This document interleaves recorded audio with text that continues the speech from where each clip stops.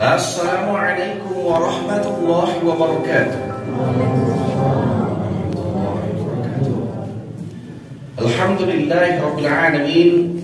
Alhamdulillahilladzi nawwara hadhihi dunya bisyamsi wal qamar wa khalaqa minha zawjaha wa bassa minhuma rijalan katsiran wa nisaa'a.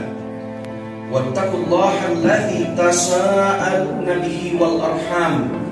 Innallaha kana 'alaikum raqiba.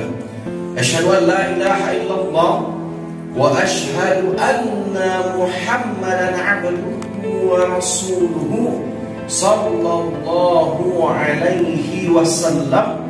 La nabiyya wa la rasula ba'da, amma ba'du.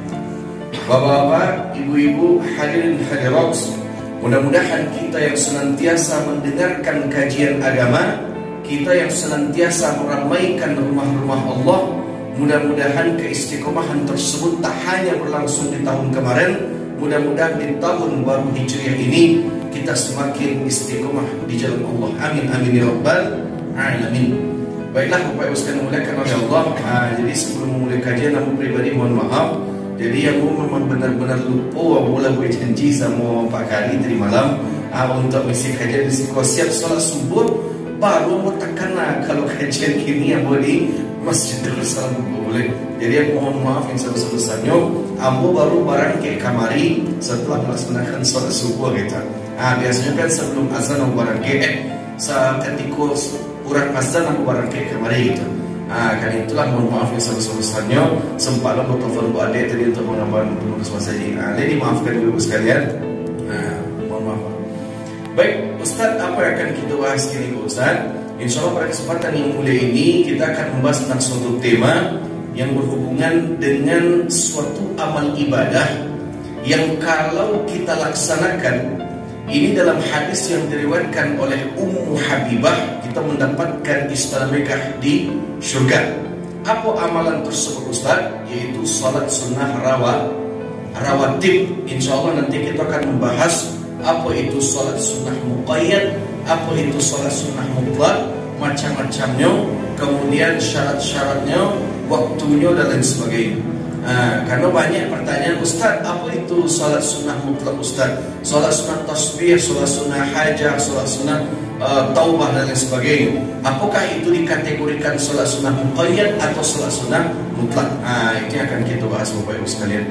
Nah, jadi Bapak Ibu sekalian, kadang banyak jamaah bertanya kepada Ustaz, apa beda antara salat sunnah rawatib dengan salat sunnah qobliyah ba'diyah Ustaz? Kadang sampai saat ini masih banyak jamaah yang belum bisa membedakan antara rawatib dengan qobliyah ba'diyah.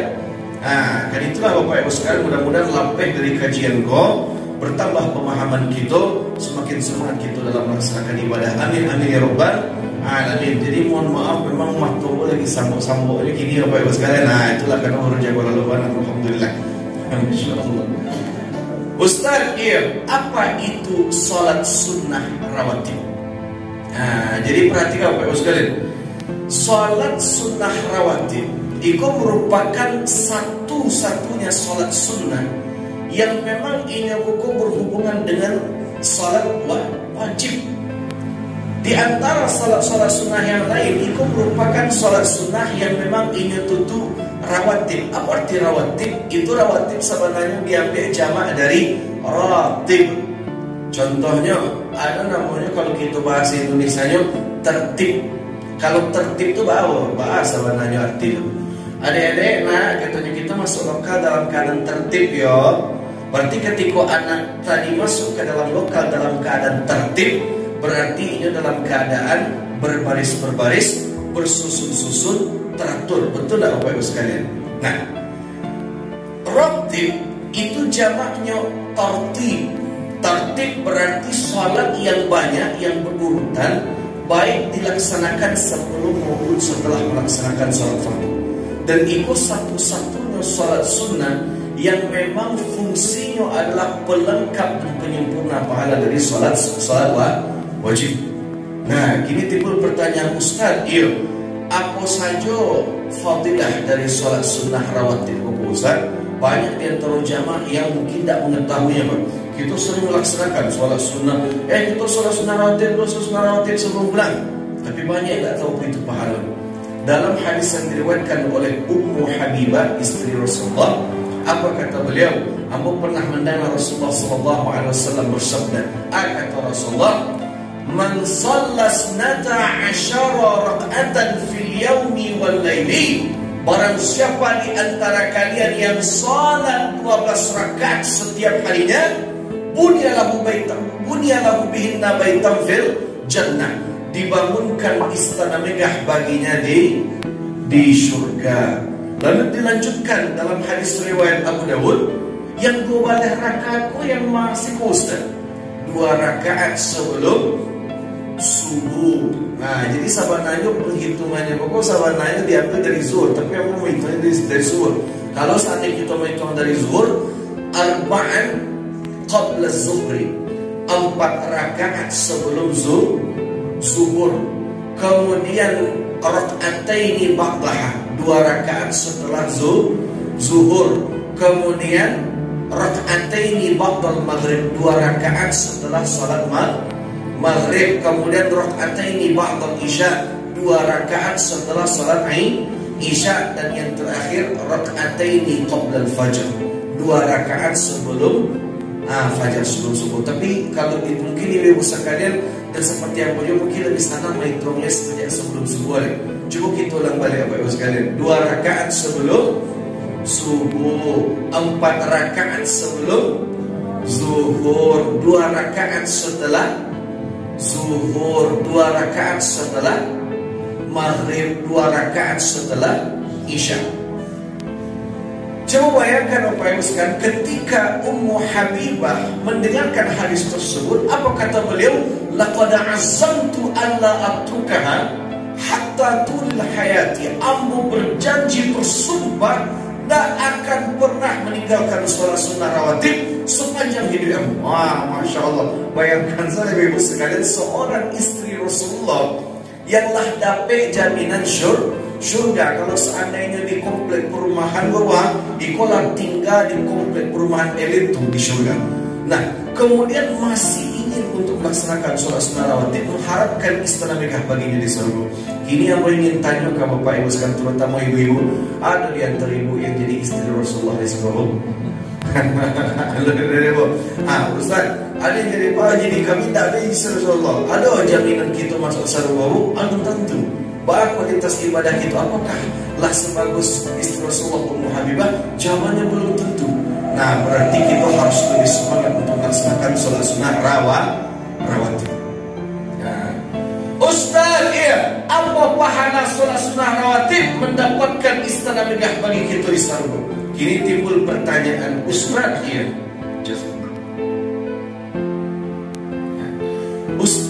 Ustaz tadi mengatakan sholat sunnah rawatib itu 2 rakaat sebelum subuh, 4 rakaat sebelum zuhur, 2 rakaat setelah zuhur, 2 rakaat setelah maghrib, dan 2 rakaat setelah isya. Namun yang menjadi pertanyaannya, yang 2 rakaat sebelum asar, 2 rakaat sebelum maghrib, dan 2 rakaat sebelum isya itu ada mau sholat sunnah gitu Ustaz.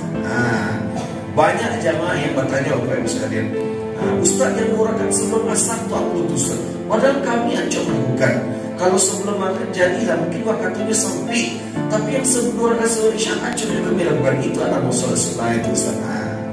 Untuk menjawab itu Bapak Ibu sekalian, kita perlu mengetahui macam-macam sholat sunnah. Itu yang aku sebut dengan muqayyad dan sholat sunnah mutlak. Sholat sunnah terbagi menjadi 2. Yang pertama sholat sunnah muqayyad, dan yang kedua adalah sholat sunnah mutlak. Sholat sunnah muqayyad itu adalah sholat sunnah yang lah ditentukan waktunya dan lah ditentukan kadarnya. Iko bisa jadi berhubungan dengan waktu, bisa jadi berhubungan yang melekat dengan sholat ataupun di luar sholat. Pokoknya lah ditentukan waktu. Contoh Bapak Ibu sekalian, apa contoh sholat sunnah muqayyad yang pertama? Contoh contohnya sholat sunnah fajar misalkan sebelum subuh, itulah ditentukan waktunya. Yang kedua, sholat sunnah duha lah ditentukan waktunya. Yang ketiga, sholat sunnah tahajud lah ditentukan waktunya. Yang keempat, sholat sunnah tarawih di bulan Ramadan lah ditentukan waktunya. Nah, kemudian contohnya yang lain, sholat sunnah rawatib lah ditentukan waktunya. Nah, lalu kalau seandainya yang selain itu apa utusan? Nah, sholat sunnah yang tidak ditentukan waktunya bebas dilakukan kapanpun dan dimanapun. Tibunya kalau bahasa kasarnya, kapanpun boleh kita laksanakan, selagi bukan di 3 waktu yang diharamkan untuk melaksanakan sholat. Nah, jadi apa tanya kayak bapak ibu sekalian, di mana yang 3 waktu diharamkan bapak? Yang pertama, masya Allah, setelah melaksanakan sholat subuh sampai masuk waktu syuruk. Mabukti dalilnya tu Ustaz, kata Rasulullah, la salata ba'dal fajri, tak ada sholat setelah sholat subuh hatta tartafi asyams, sampai matahari bulan sempurna. Maaf cakap, mau peragakan balik. Kau misalkan perbukitan bapak ibu sekalian, maaf mau cakap. Kemudian matahari tabik gitu. Kini matahari tabik jam 6:07 balik kalau tidak salah. Semalam membuat tengok 6:07 balik matahari tabik, tapi masih belum boleh dilaksanakan sholat sunnah apapun. Barulah kita tunggu 10 menit 6:27 ketika matahari lah boleh sempurna, baru kita boleh melaksanakan sholat sunnah. Berarti mulai contohnya selesai kita sholat subuh di masjid jam 5:30 misalkan. Berarti dari jam 5:30 sampai jam 6:27 tidak boleh melaksanakan sholat sunnah apapun. Nah, yang kedua, itu waktu yang dimakruhkan, diharamkan untuk melaksanakan sholat. Aduh, yang sebelum itu dulu. Masya Allah. Mulai dari matahari tabik di kapal itu bang, agak rencong seketik ke arah barat, itu namanya waktu siwal. Waktu siwal pokok 10 menit sebelum zuhur. Jadi sampai masuk waktu zuhur. Contohnya waktu zuhur misalkan kini jam 12:20 misalkan. Kemudian waktu siwal dimulai dari jam 12:10. Itu waktu yang diharamkan untuk melaksanakan salat.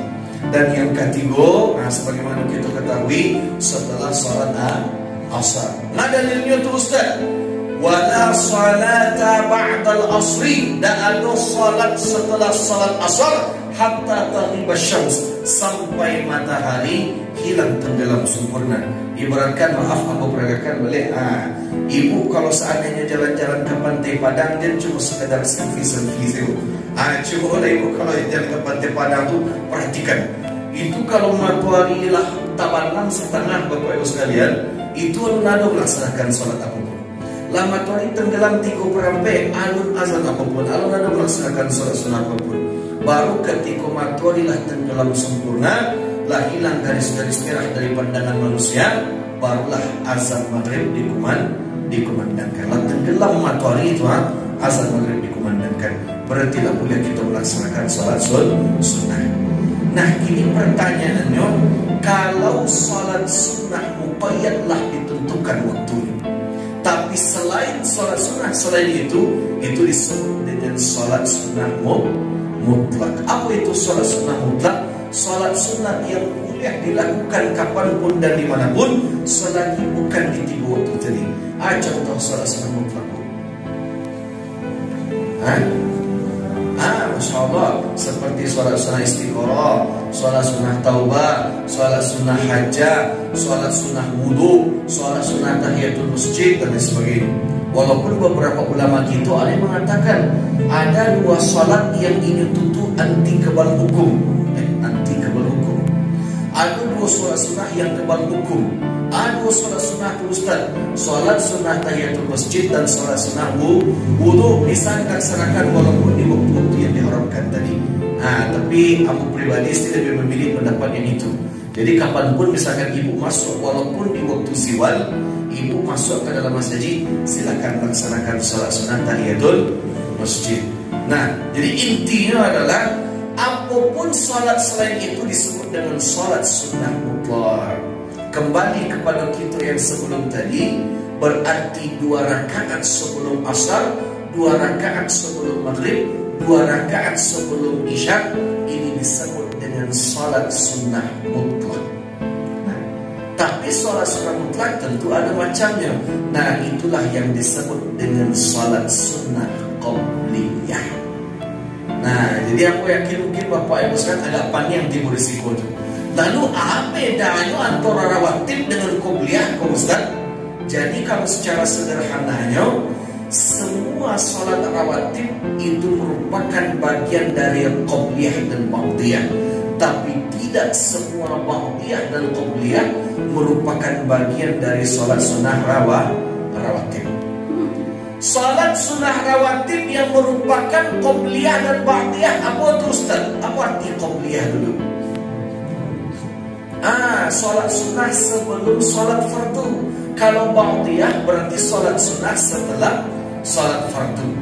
Kalau contohnya yang 2 rakaat itu yang masih Ustaz, 2 rakaat sebelum subuh itu rawatib, tapi juga disebut dengan qabliyah subuh.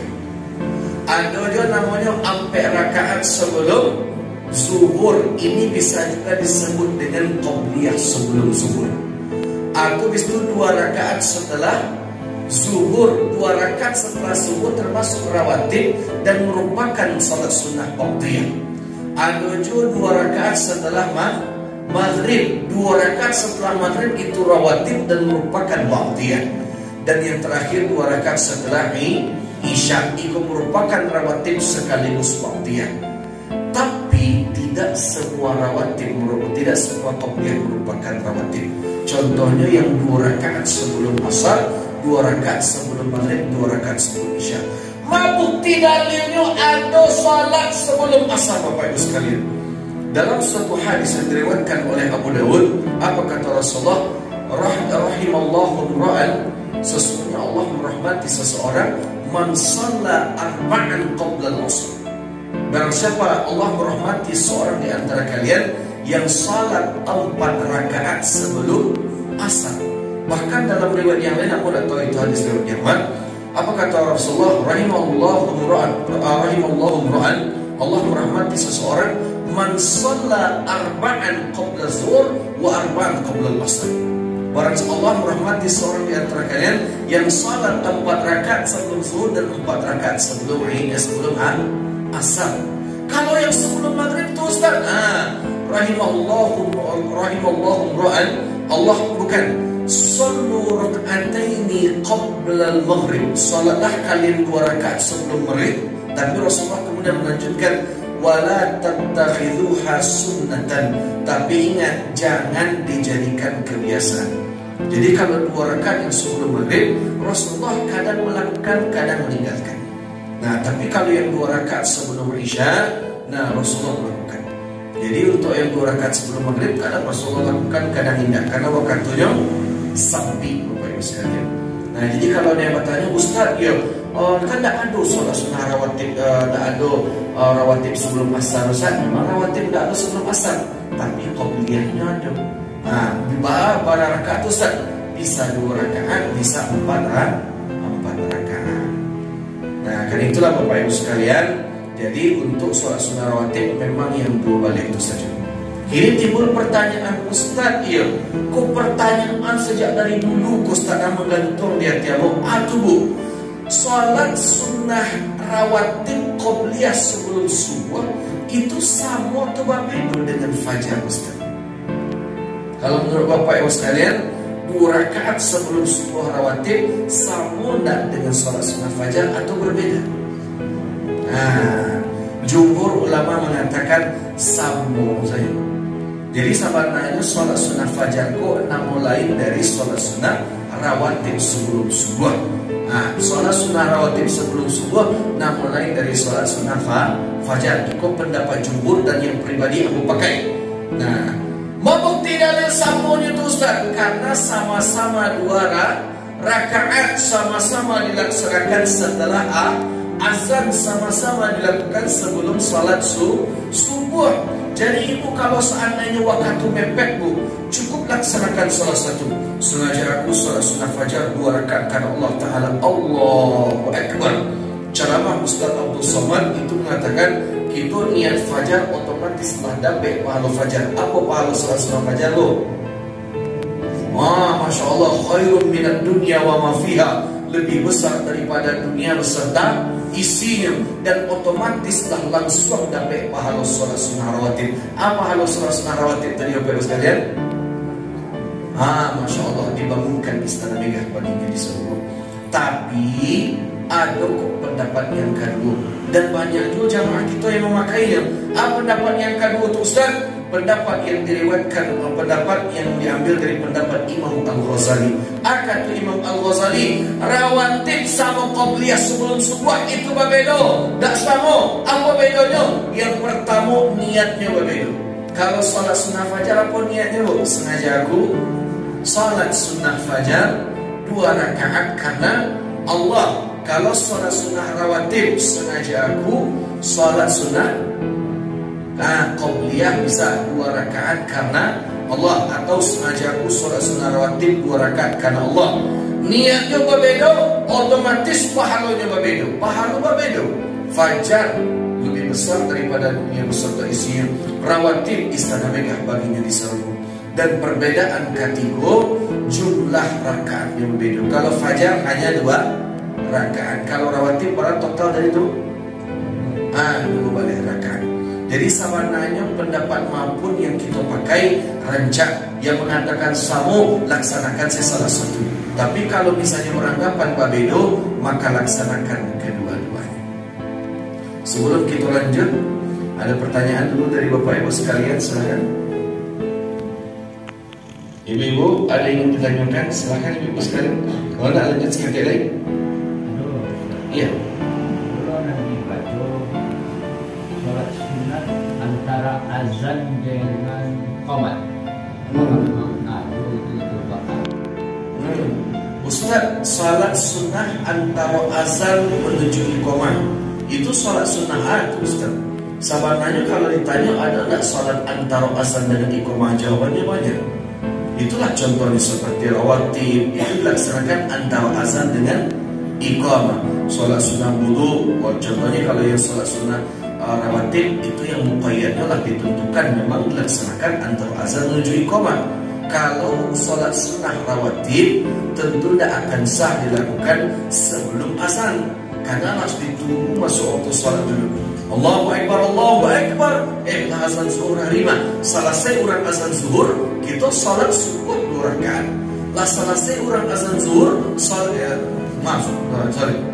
setelah azan subuh kita salat sunnah rawatib atau fajar 2 rakaat. Setelah azan zuhur kita salat sunnah rawatib 4 rakaat. Setelah salat azan asar kita salat sunnah 2 rakaat. Tapi namanya salat sunnah mutlak tadi.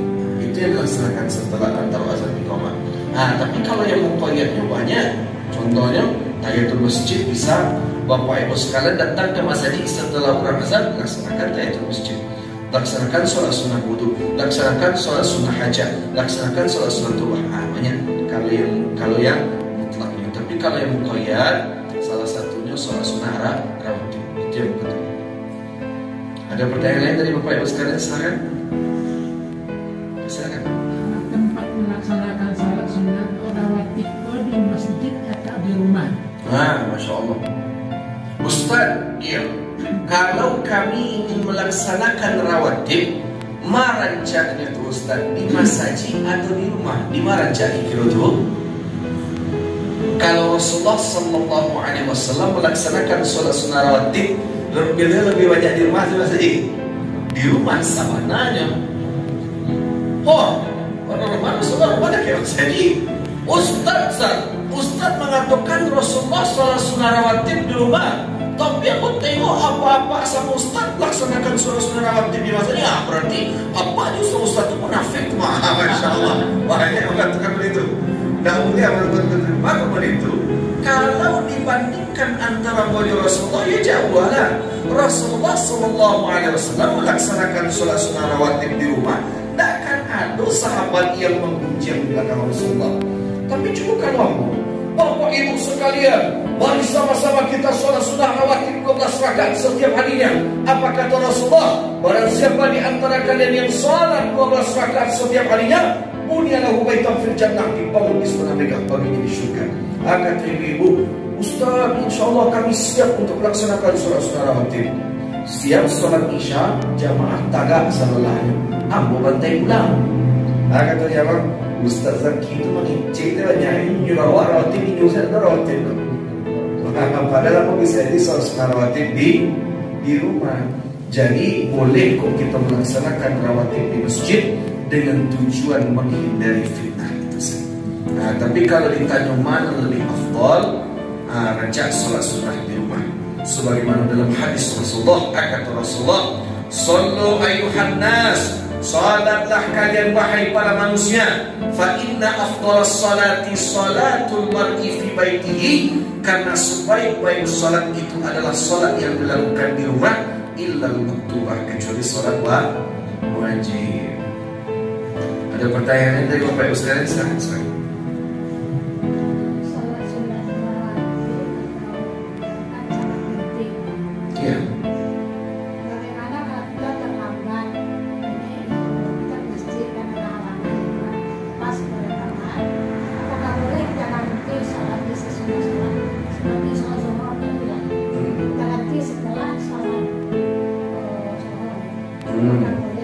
Masya Allah. Ustaz, ya, kini pertanyaannya, andaikan kami dengan usul syar'i, contohnya Ustaz, kami itu mana Ustaz, kami rutin sholat sunnah rawatib sebelumnya Ustaz. Contohnya saja misalkan sholat sunnah fajar, karena fajar merupakan rawatibnya sebenarnya 2 rakaat sebelum subuh. Ustaz, ya kami sebelumnya lah rutin fajar Ustaz, rutin rawatib subuh qobliyah sebelum subuh Ustaz. Namun kami di talambe jago, akhirnya kami jago itu kurang lah iqamah, balani kami ke masjid. Siap kami sholat subuh, boleh masih boleh kami melaksanakan sholat sunnah fajar atau rawatib setelah subuh Ustaz, yang mana bukan dilakukan di waktunya? Jawabannya boleh, tapi dengan beberapa syarat. Apa syaratnya itu Ustaz? Syarat yang pertama, kalau amak kota lambe jago karena begadang, maka begadangnya pun harus karena ibadah. Contoh, ibu memangnya mana ibu semalam? Aku semalam tuh manjai Ustaz, borongan banyak Ustaz, karena baju bukan dipakai nanti jam 8 pagi jo rombongan anak-anak khataman Quran. Jadi aku manjai sampai jam 3, lalu ajakulah jam 5 lewat 10 Ustaz kurang lagi misalkan.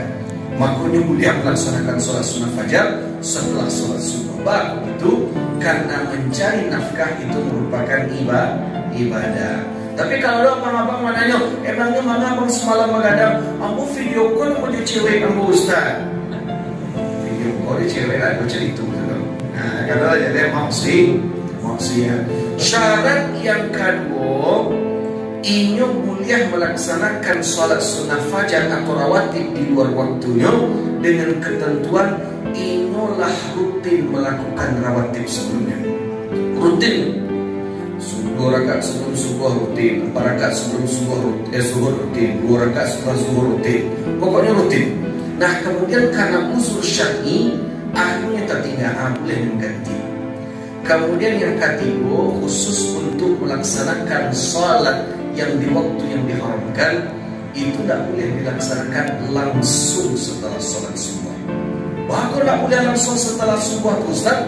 Dalil yang kita baca tadi, la salata ba'dal fajri, dan ada salat setelah salat subuh hatta tartafi asyams, sampai matahari mulai sempurna. Berarti andaikan ibu talambe jago, orang lah iqamah, ibu balari ke masjid, jangan langsung siap salat subuh, tapi tunggu dulu sampai masuk waktu syuruk. Ketika masuk waktu syuruk 6:27, kita tagak sengaja aku salat sunnah syuruk 2 rakaat karena Allah Ta'ala. Allahu Akbar. Salat kita 2 rakaat. Assalamualaikum warahmatullahi wabarakatuh. Assalamualaikum warahmatullahi wabarakatuh. Tagak kita balik niatkan fajar, tapi niatnya berbeda. Kalau dilakukan pada waktunya, sengaja aku salat sunnah fajar 2 rakaat karena Allah. Tapi kalau yang namanya qadha, sengaja aku sholat sunnah fajar 2 rakaat qadha karena Allah, berarti dilakukan di luar waktunya. Nah, sama halnya seperti puasa qadha, sebenarnya boleh ada puasa Ramadan di luar bulan Ramadan? Sebenarnya hukum asal puasa Ramadan dilakukan di luar bulan Ramadan boleh ada? Kalau hukum asalnya sebenarnya tidak, betul tak? Ayyaman ma'dudat, waktunya lah ditentukan. Tapi boleh melakukan puasa Ramadan di luar waktunya bagi orang yang haid atau faman kana minkum maridan aw ala safarin fa iddatun min ayyamin ukhra, tentu menggantinya di luar bulan Ramadan, maka itu namanya puasa qadha.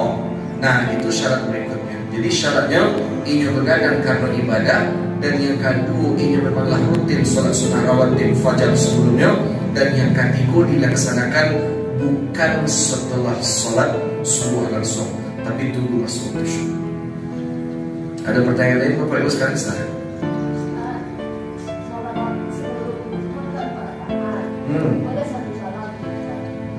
Masya Allah Ustaz, iya, yang sebelum zuhur kan itu ada 2 rakaat Ustaz. Kalau saya ada 2 rakaat, ada 4 rakaat Ustaz. Yang 4 rakaat hukum boleh tidak sekali salam? Jawabannya tidak Bapak Ibu sekalian. Yang 4 rakaat hukum 2 rakaat salam, 2 rakaat salam. Begitu kalau ibu bantai juga 4 rakaat sekali salam, dikiranya ibu jamaah yang lain sholat zuhur seorang begitu. Sholat zuhur, ibu kok bakal sholat zuhur sekali kita. Pada ibu sebenarnya dia untuk sholat sunnah rawatib. Jadi rawatib yang 4 rakaat tadi, kita 2 rakaat salam, setelah itu tagak balik 2 rakaat salam.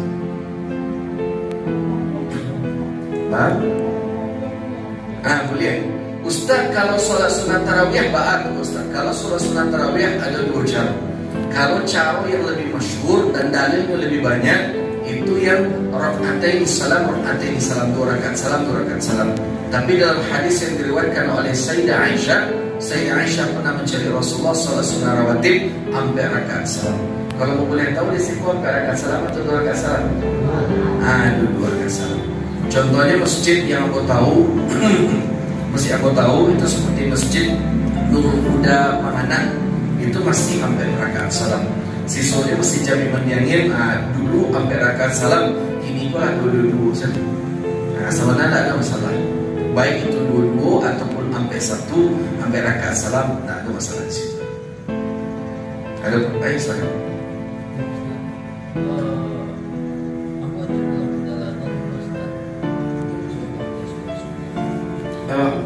Apa misalnya coba melakukan perjalanan?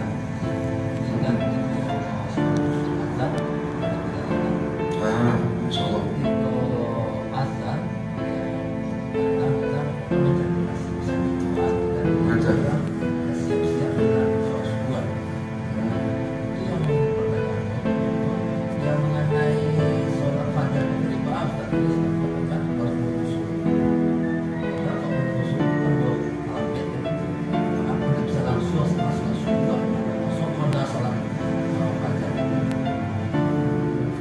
Jadi masa apa itu biasanya apa dalam perjalanan apa berangkat dari rumah sebelum subuh, kemudian apa tentu mencari waktu Mas Haji dulu dalam perjalanan. Nah, ketika misalnya apa lah menemukan Mas Haji, ternyata orang lagi iqamah misalkan. Nah, orang lagi iqamah, kemudian setelah orang iqamah, kemudian tentu kita masuk ke Mas Haji melaksanakan sholat subuh. Kenapa sholat sunnah fajar tidak boleh langsung dilaksanakan setelah sholat subuh? Kenapa harus menunggu waktu syuruk? Karena dalilnya mengatakan la salata.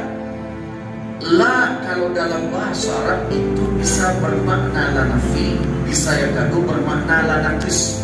Di situ dimaksudkan la salata, tidak ada salat. Bisa dihukumkan seperti la wudu'a, atau contohnya la salata liman lam yatawadda. Tidak sah salat kalian kalau kalian sholat tidak dalam keadaan berwudu. Atau la salata liman lam yaqra' bi Fatihatil Kitab, dan sah sholat kalian kalau kalian sholat tidak membaca Al-Fatihah. Dalam hadis disebutkan la salata, tidak ada sholat ba'dal fajri, setelah salat subuh, hatta tartafi'a syams, sampai matahari bulan sempurna. Berarti kalau misalkan contohnya apa setelah sholat subuh, misalkan apa sholat mencari masjid, kemudian melaksanakan sholat subuh, habis itu lanjutkan saja perjalanan. Kok nanti misalkan apa tiba di tujuan sekitar jam 7 jam 8 masih di waktu syuruk, ya udah laksanakan ketika di tujuan, tidak usah niatkan qada. Itu yang mau ketahui. Allah. Ada pertanyaan Bapak Ibu sekalian? Silakan.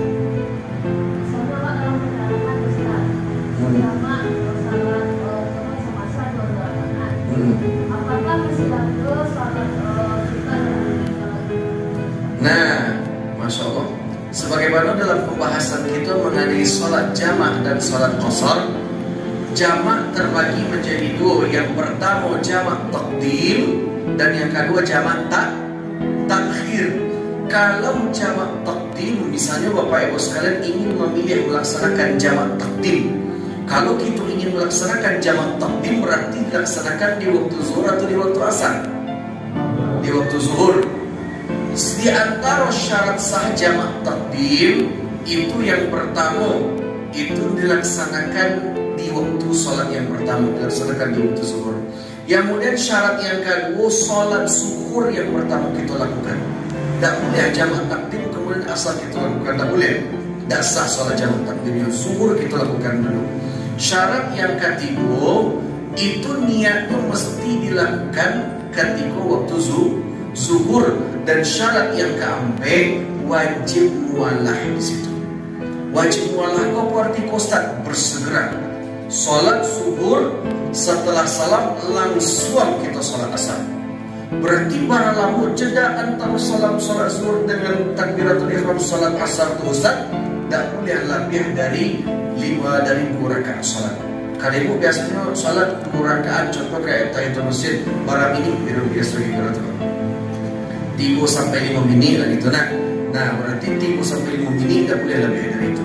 Makanya Bapak Ibu sekalian kalau melakukan perjalanan di berhenti di suatu masjid, kebetulan ada juga orang yang sama-sama musafir, itu setelah sholat zuhur berjamaah dengan imam dan makmum mungkin kita bingung itu mana orangku langsung tangga ada zikir doa ada sholat sunnah dulu gitu. Ternyata mereka sholat asar jamaah di situ wajib mualah. Jadi kalau sholat asli, kalau jamaknya jamak takdim, tidak ada sholat sunnah rawatib setelah sholat zuhur. Tapi kalau berzikir berdoa bisa dilaksanakan setelah sholat asar jamaah. Beda dengan jamak takhir. Kalau jamak takhir, nah itu tidak wajib mualah, bebas. Awak misalnya isya dulu, setelah isya baru kemudian maghrib. Antara isya dan maghrib jeda agak 10 menit, 15 menit, 20 menit, tidak masalah. Silakan laksanakan rawatib setelah isya. Ada pertanyaan lain Bapak Ibu sekalian sebelum kita tutup?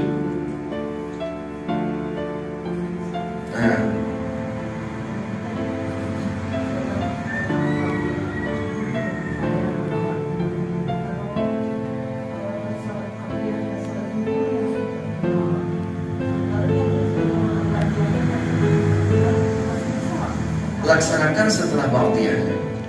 Laksanakan setelah ba'diyahnya, boleh, tidak masalah. Yang penting kita memang tidak bisa melaksanakannya karena usul syar'i. Memang karena alasan yang bisa ditentukan syar'i, dan itu harus karena ibadah, bukan karena maksiat. Boleh. Saya contohnya, kita tidak bisa sholat sunnah rawatib karena kita melalaikan Allah. Misalnya Allah jadi sahabat kali orang azan kita mestinya menampak. Ini orang azan baru kita selesai wudhu. Kira-kira orang likomat. Tapi kalau usul syar'i, nah kemudian sedikit ini Bapak Ibu sekalian, karena sementara ya karena nanti mungkin sekitar jam 6:27 kita sholat nanti mungkin. Nah untuk rawatib kemudian apa rencana dilakukan di rumah, terima saja laksanakan rencananya di rumah sebenarnya, tapi boleh melaksanakan di masjid. Kemudian Bapak Ibu sekalian yang terakhir, rasanya yang penting untuk sampaikan mengenai rawatib, untuk bacaannya bebas. Iqra'u ma tayassara 'alaika minal Qur'an. Tidak ada bacaan wajib harus ikut. Tidak. Tapi kalau kita tengok bagaimana sifat salat Rasulullah, untuk salat sunnah rawatib Rasulullah lebih senang membaca bacaan yang pendek-pendek saja. Karena untuk bacaan salat itu salat sunnah tadi terbagi menjadi dua. Ada yang bacaan Rasulullah sangat panjang, ada bacaan Rasulullah sangat pendek. Kalau yang bacaan panjangnya contoh salat sunnah duha itu panjang tuh. Kemudian tahajud apa katanya tadi? Asyamsi bisa atau duha bisa. Kalau salat sunnah duha baca asyamsi boleh, surah duha boleh, atau baca surah al-ghasyiyah boleh juga. Salat tahajud itu bacaan Rasulullah panjang-panjang, atau salat sunat tarawih bacaan Rasulullah panjang-panjang. Tapi untuk selain itu Rasulullah lebih senang pendek-pendek. Contohnya fajar pendek, kemudian wudu pendek, tahiyatul masjid pendek, dan sisi-sisi yang lainnya pendek-pendek saja. Kemudian saya sebelum memututi, untuk salah satu di antara salat yang mungkin Bapak Ibu sekalian acuk lupa gitu risiko, yaitu salat sunat tasbih. Iko yang agak berbeda pelaksanaannya dibandingkan salat-salat sunnah yang lainnya. Ustaz, ya, salat sunat tasbih itu termasuk di antara salat sunat muqayyad atau salat sunnah mutlak, Ustaz? Betulnya Bapak Ibu sekalian, salat sunat tasbih termasuk di antara macam salat sunnah muqayyad atau yang mutlak? Mutlak di situ. Bebas dilakukan kapanpun dan tata caranya berbeda. Apa fadilahnya itu Ustaz? Apa kata Rasulullah? Rasulullah pernah berbincang-bincang dengan paman beliau. Kata Rasulullah, wahai paman, maukah engkau aku beritahu tentang amalan yang kalau engkau lakukan Allah akan mengampuni dosamu di masa lalu dan di masa yang akan datang. Di dosamu baik yang disengaja maupun yang tidak, dosamu yang kecil maupun dosamu yang besar. Apa salat sunnah, apa ibadah tersebut? Ketika kita bertasbih 75 kali dalam melaksanakan salat. Tata caranya Ustaz, silakan Bapak Ibu sekarang salat niat seperti biasa. Nawaitu usolli salata sunnat tasbih rak'ataini lillahi ta'ala. Sengaja aku salat sunat tasbih 2 rakaat karena Allah. Rasul mungkin Bapak Ibu sekarang telah tentu bahwa pelaksanaannya. Mulai dari 1 rakaat barangkali kita bertasbih 75 kali. Untuk takbiratul ihram 15 kali dan sisanya itu 10 kali. Mudah-mudahan Bapak Ibu sekalian kalau minimal kalau misalnya minimal sekali sehari, kalau tidak sekali seminggu, kalau tidak sekali sebulan, kalau tidak sekali setahun, kalau tidak ada minimal sekali seumur ini lah itu Bapak Ibu sekalian. Itulah Bapak Ibu sekalian. Baik, rasanya selesai kajian kita hari ini. Sebelum kita tutup balik ada pertanyaan. Kalau ada kita tutup oleh Bapak Ibu sekalian. Apakah membedakan setelah sholat subuh atau sholat maghrib itu akan melaksanakan sholat rawatib, tapi kita main dulu baru dengan sholat. Misalkan kita pas qadha tadi atau dan yang biasa. Contohnya Ustaz, ya misalnya kita ingin melaksanakan sholat sunnah syuruk misalnya. Misalnya apa? Misalnya sholat subuh ke Mas Haji. Kemudian ingin melaksanakan sholat sunnah syuruk mulai dari waktu yang diharamkan tadi sampai akhirnya masuk waktu syuruk. Pertanyaannya, boleh nggak melakukan aktivitas yang itu? Ustaz, ya kalau seandainya kami melaksanakan sholat subuhnya berjamaah di masjid atau yang sholat subuhnya berjamaah di rumah bagi perempuan, boleh nggak kami melakukan aktivitas apapun Ustaz selama rentang waktu menunggu waktu syuruk itu? Kita bebas melakukan apapun selagi masih dalam standar ibadah di situ. Contohnya, karena di situ disebutkan man shallal ghadata bi jama'atin, barang siapa di antara kalian yang sholat subuhnya berjamaah di masjid, thumma qa'ada, kemudian duduk bertahan di masjid, yazkurullah, berzikir kepada Allah, bisa membaca Al-Quran, atau kemudian kita lakukan ini mendengar kajian, atau contohnya halaqah kemudian tahsinul qiraah, atau kemudian seperti berzikir, sholawatan. Yang penting jangan buka Facebook saja malah kita syuruh Bapak Ibu sekalian. Itu tidak masalah, bebas Bapak Ibu sekalian selagi masih dinilai ibadah. Kalau mau total boleh, tapi yang penting ibadah. Jangan mengunyah, kalau ngontal takut mengunyah betul. Kan ngontal ya.